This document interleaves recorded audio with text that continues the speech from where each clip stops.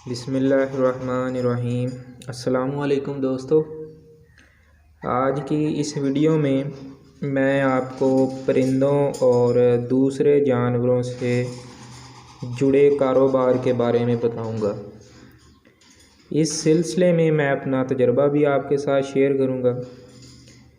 इस कारोबार को शुरू करने से पहले एक बात जो आपको जान लेनी चाहिए और इसे अच्छी तरह अपने दिल और दिमाग में बिठा लें कि इसमें फ़ायदा और नुकसान दोनों ही हैं।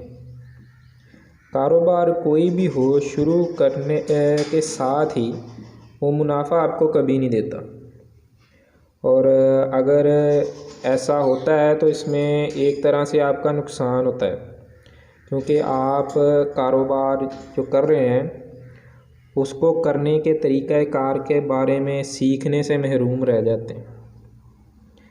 कारोबार में जो शुरू का नुकसान होता है, दरअसल वो एक तरह का फ़ायदा होता है, क्योंकि वो आपको सिखाता है कि इसमें कौन सी नाकामियां हैं, कौन सी कमज़ोरियां हैं और आपने किस तरह उन पर काबू पाना है और मुस्तकबिल में कैसे उस कारोबार में कामयाब होना है।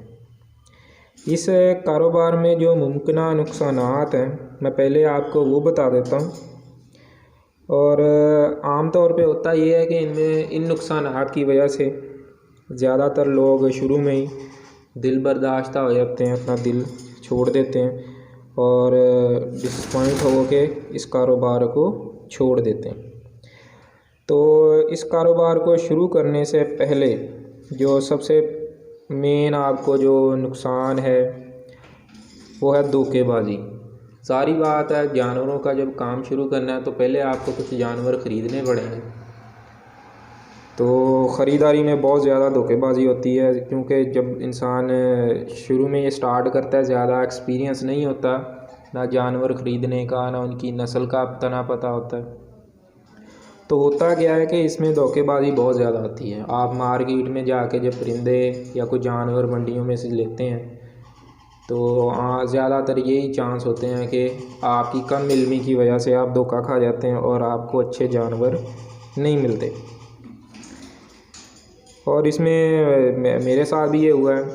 मैंने सबसे पहले एक रिंग नेक का पेयर लिया था, एक OLX पे ऐड देख के, और जब वो ब्रीडिंग सीज़न स्टार्ट हुआ तो उम्मीद थी कि अंडे देंगे, लेकिन हुआ ये, जो मादी थी उसके भी रिंग निकल आया, वो भी मेल था।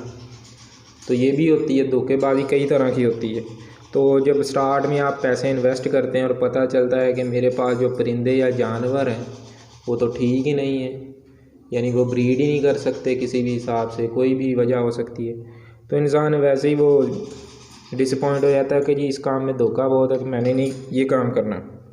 तो जानवर और परिंदा जो भी आप काम करना चाहते हैं, पहले उसके बारे में नॉलेज हासिल करें अपने दोस्तों से। YouTube पे बहुत सारी वीडियोस हैं। आप जो जानवर या परिंदे का काम करना चाहते हैं उससे रिलेटेड पहले गूगल से इंफॉर्मेशन लें अच्छी तरह।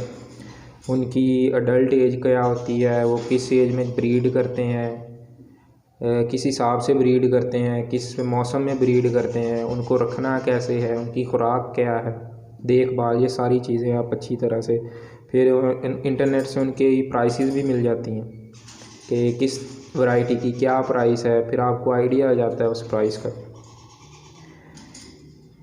इसके बाद जो दूसरा नुकसान है वो है परिंदे या जानवर का मर जाना। अब इसकी भी कई वजह हो सकती हैं। जब आपने परिंदा या जानवर कोई ख़रीदा है, हो सकता है वो बीमार हो और आपके पास आके वो थोड़े दिनों में मर जाए, आपको पता ना चले।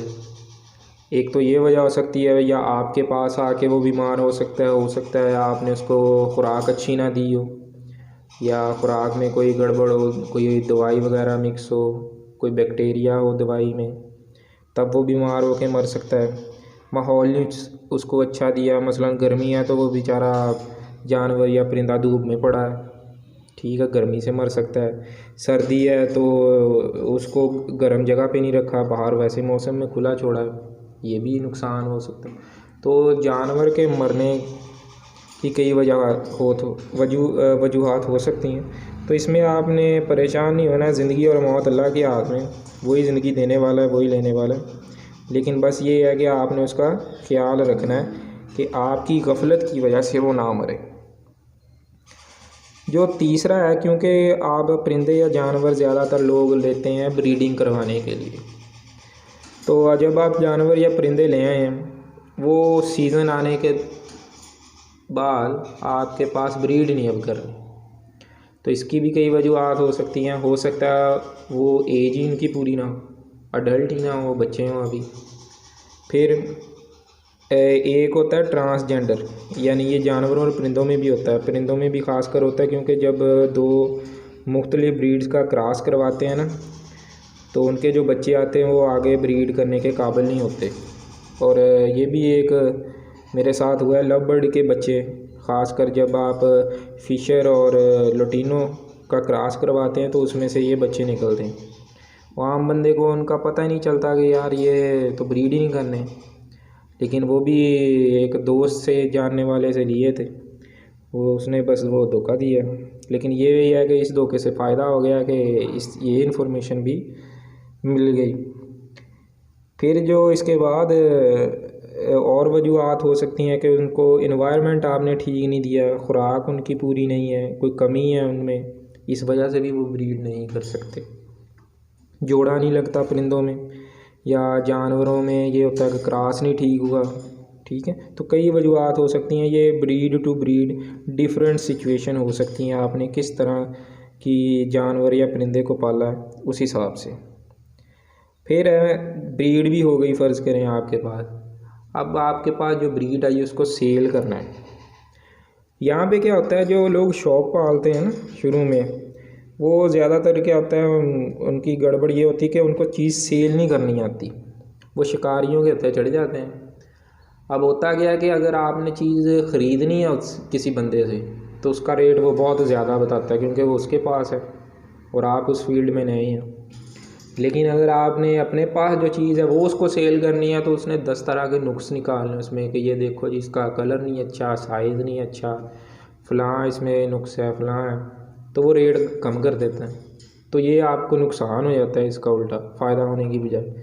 तो जब भी चीज़ बेचनी है कोशिश करें उसको ऑनलाइन फेसबुक या OLX पे बेचें, किसी भी व्यापारी या शिकारी के हत्थे ना चढ़ें, वो अब आपका यानी नुकसान ज़्यादा करते हैं, क्योंकि वो अपना मार्जिन बहुत ज़्यादा रख लेते हैं आपकी चीज़ों का ना, फिर वो कमियां वो निकालते हैं, वो आप भी डिसाइड हो जाते हैं कि पता नहीं वाकई इसमें इतनी कमियां अल्लाह के होती नहीं है। तो ऑनलाइन सेल करें, उसमें टाइम ज़्यादा लगता है लेकिन थोड़ा सा सब्र करना पड़ता है। आपको शौक़ वाला कोई और आदमी मिल जाता है, फिर रेट भी आपको पूरा आपकी चीज़ का मिल जाता है और वो एक अच्छे इंसान के पास चली जाती है। इससे आप डायरेक्ट जो है कंज्यूमर को चीज़ सेल कर देते हैं। जो मिडल मैन होता है, जैसे मैंने कहा शिकारी वगैरह, वो इसमें से निकल जाता है। इसमें आप बेचने वाले को भी फ़ायदा है और ख़रीदने वाले को भी फ़ायदा हो जाता है। अब आते हैं इसके कारोबार में फ़ायदे क्या हैं इस कारोबार के। एक तो सबसे बड़ा फ़ायदा है ये है कि आप ये काम घर पे रह के कर सकते हैं। मिसाल के तौर पे तोते वगैरह किसी ने पाले हैं, जैसे मैंने पाले हैं, तो मैंने घर में ही रखे हैं।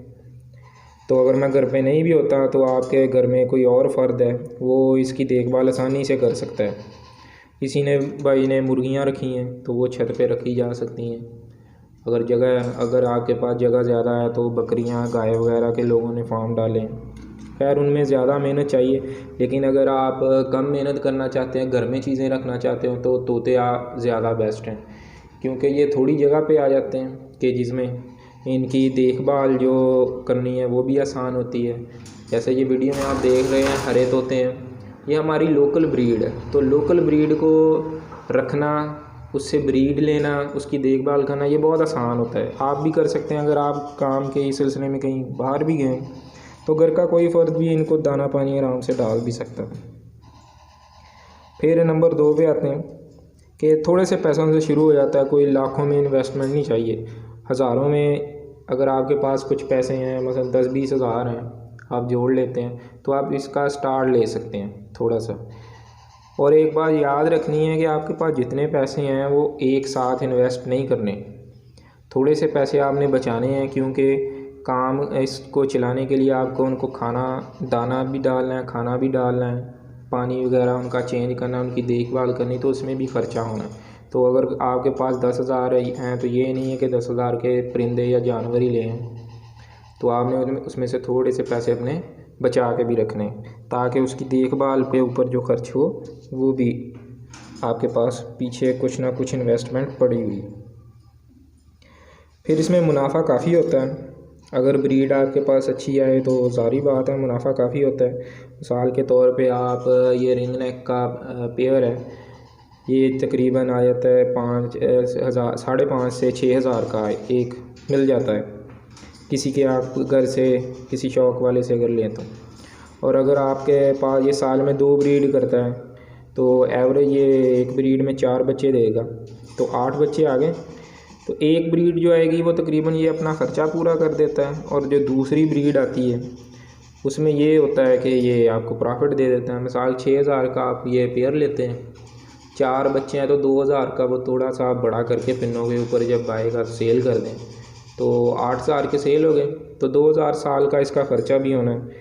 तो एक क्लच ने इसका सारा ख़र्चा निकाल दिया, तो जो 2-3 माह बाद इसने दूसरा क्लच देना है वो आपका मुनाफा हो जाएगा।